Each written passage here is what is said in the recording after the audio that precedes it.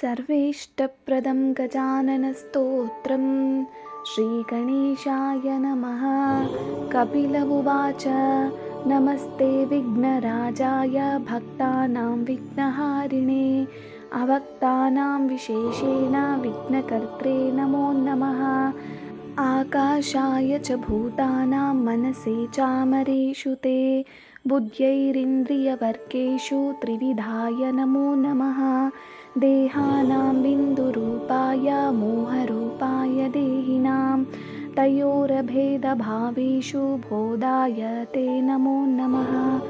सांख्याय वैविदेहानां संयोगानां निजात्मने चतुर्णां पञ्चमायैव सर्वत्र ते नमो नमः।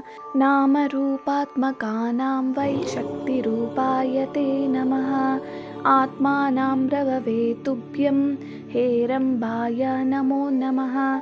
आनन्दानां महाविष्णुरूपाय नेतिदारिणां शङ्कराय च सर्वेषां संयोगे गणपाय ते कर्मणां कर्मयोगाय ज्ञानयोगाय जानतां समेषु समरूपाय लम्बोदर नमोऽस्तु ते।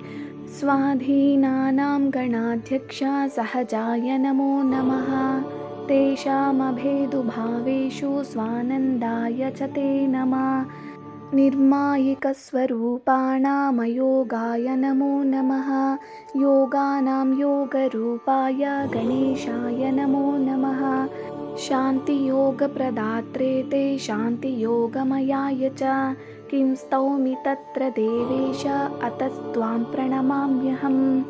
ततस्तं गणनाथो वै जगादभक्तमुत्तमं हर्षेण महता युक्तो हर्षयन्मुनिसत्तमा।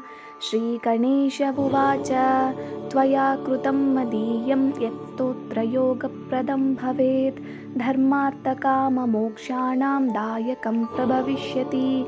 वरं वरय मत्तस्त्वं दास्यामि भक्तियन्त्रितः तत्समो न भवेत्तात तत्त्वज्ञानप्रकाशकः।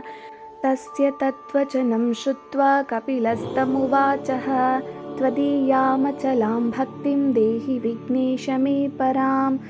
त्वदीयभूषणं दैत्यो हृत्वा सद्यो जगामः। ततश्चिन्तामणिं नाथ तं जित्वा मणिमानय। यदाहं त्वां स्मरिष्यामि तदात्मानं प्रदर्शय। एतदेव वरं पूर्णं देहि नाथ नमोऽस्तु ते। गृत्समद उवाच तस्य तत्त्वचनं श्रुत्वा हर्षयुक्तो गजाननः उवाच तं महाभक्तं प्रेमयुक्तं विशेषतः। त्वया यत्प्रार्थितं विष्णो तत्सर्वं प्रभविष्यति।